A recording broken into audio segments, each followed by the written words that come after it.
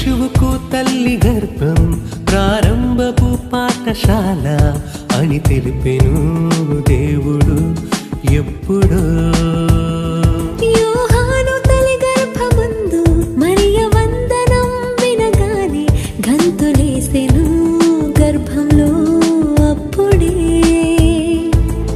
గర్భంలోనే గుర్తించిన దేవుని కుమారుడు యేసు కంటే ముందుగా వచ్చినాడితడు.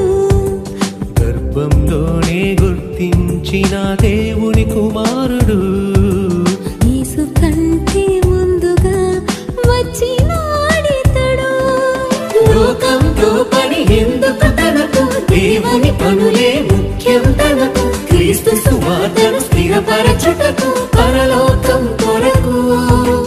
లోకంతో పని ఎందుకు తనకు, దేవుని పనులే ముఖ్యం తనకు. క్రీస్తు సువార్తను స్థిరపరచుటకు పరలోకం కొరకు.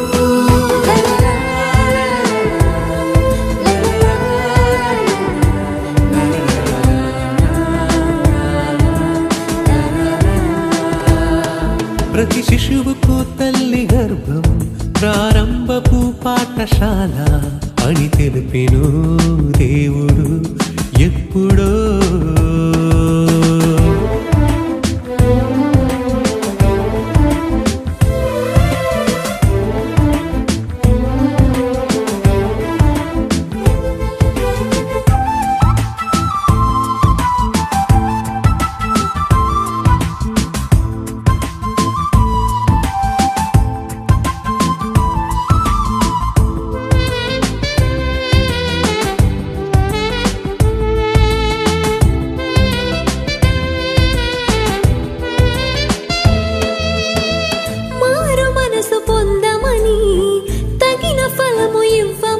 బాప్తిస్మమే ఇచ్చిన యోహాను ఇతడే.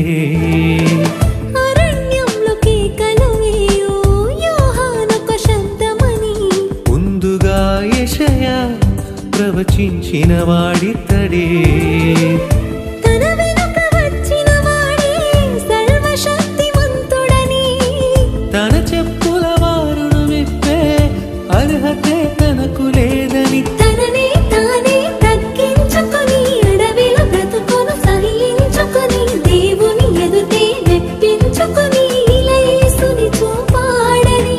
తననే తానే తగ్గించుకొని అడవిలో బ్రతుకుని సహించుకొని దేవుని ఎదుటే మెప్పించుకొని ఇలా యేసుని చూపాడని.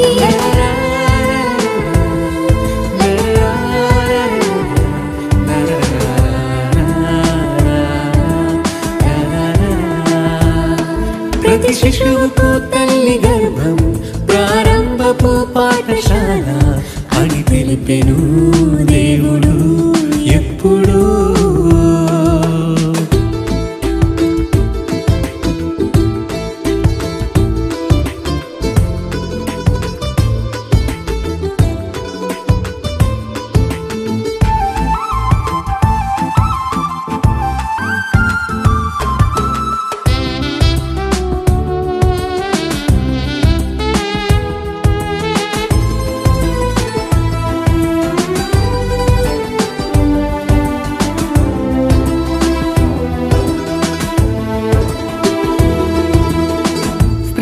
కనిన వారిలో గొప్పవాడు యోహానే.